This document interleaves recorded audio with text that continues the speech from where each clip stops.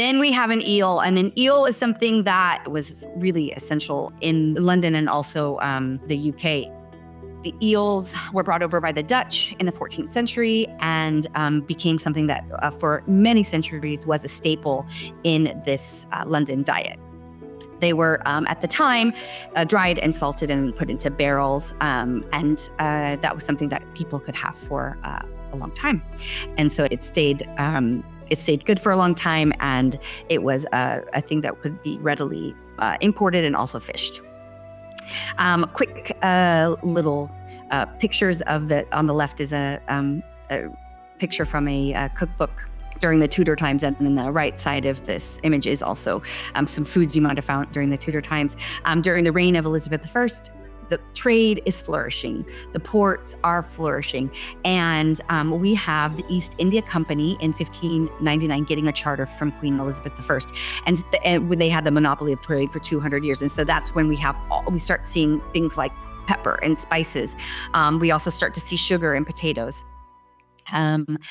Quickly, we see just why I have these images here. The Civil War, which was a time of where it sees that Charles I being executed, his son Charles II being in exile. During that time, trade slowed. When Charles II returns from exile, things start to move again. And then we have the Great Fire of London. And why I put this here, just that's the monument to the Great Fire of London, which it started at a bakery. So that's actually, if you were to tip that monument over, it should touch where that fire began. And subsequently, it finished on Pye, P-Y-I-E, but Pye Corner. So the Great Fire of London started and ended in places or areas, that had to do with food. We see after the Civil War, there's the Restoration. We start seeing that Atlantic trading nexus thrive. We've got the triangular trade between Europe, Africa, and the Caribbean. Colonies were established. We see sugar, we see coffee, we see tea from China.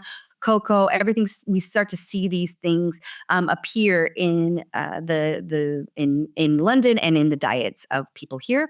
I have a picture of a turkey because that's when they start to do this turkey drive from Norfolk, which is in the north, to London, to the markets, and they would do it. 500 turkeys would walk.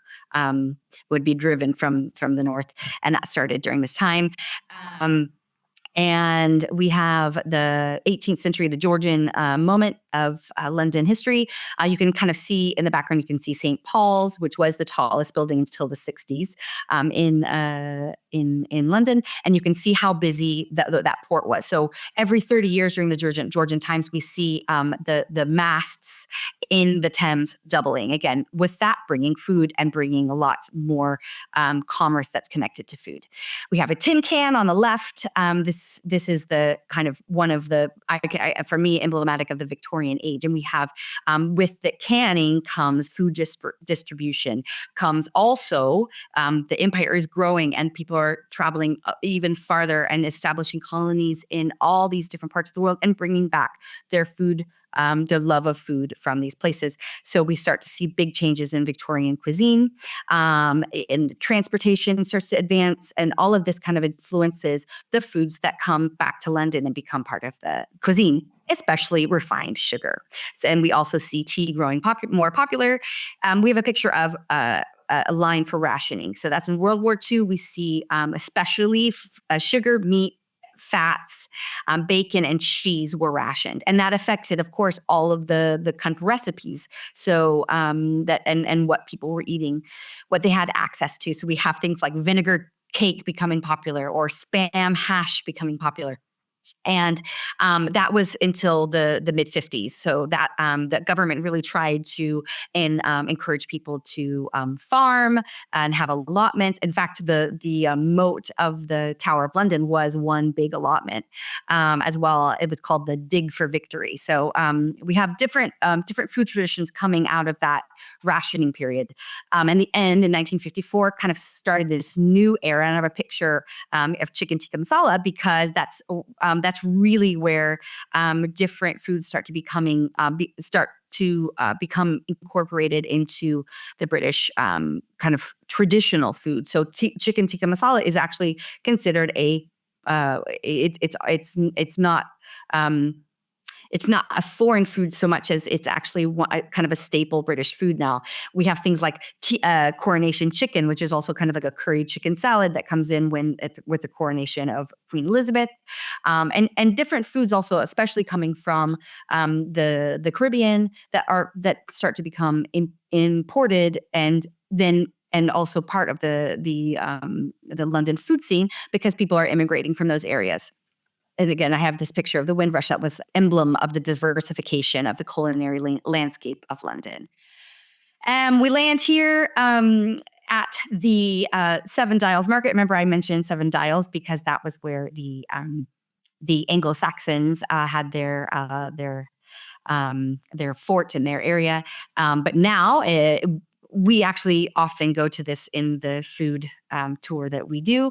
And it was a brewery, and now it is a lovely space that has a diverse range of London foods. So you have British cheeses, you have Assyrian food, you have a really delicious chai place, you have all these things that are people who are living in London and bringing their food expertise and setting up shop in this great place called the Seven Dials Market.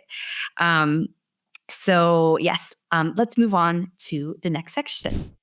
I could spend so much time on this because there are so many things that this city offers that I find this really challenging. But I'm gonna choose some, and hopefully those will be things that you can maybe learn about or try when you're coming to London.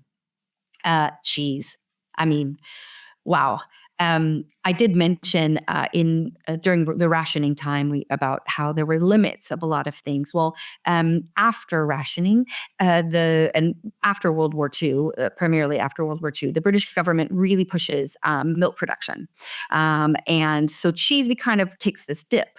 A lot of the cheeses that the kind of really special cheeses, they do kind of withstand this new campaign to kind of focus on milk production as opposed to cheese production. But it's really been in the last 10, 20 years that we see British cheese just taking off. And it's a really great time, especially post-COVID. There's been a lot of small places that are starting to manufacture old recipes or even new recipes. A lot of influence from France, and it is a great time to be eating cheese. And also, it's just quite diverse. There's a picture of Samuel Pepys. So you might have heard of him. He's famous because he wrote all about the Restoration time during in his diaries, and so we know a lot about that time because he was great at writing out what's going on. But why do we have a picture of this in the cheese section? Because during the Great Fire of London, what does this man do? He buries a wheel of Parmesan cheese to protect it. What does that tell us? One, he has really good taste because, of course, Parmesan cheese is delicious. No, but also one, cheese at the time, it was a commodity. It was worth a lot of money, and he was trying to save his assets.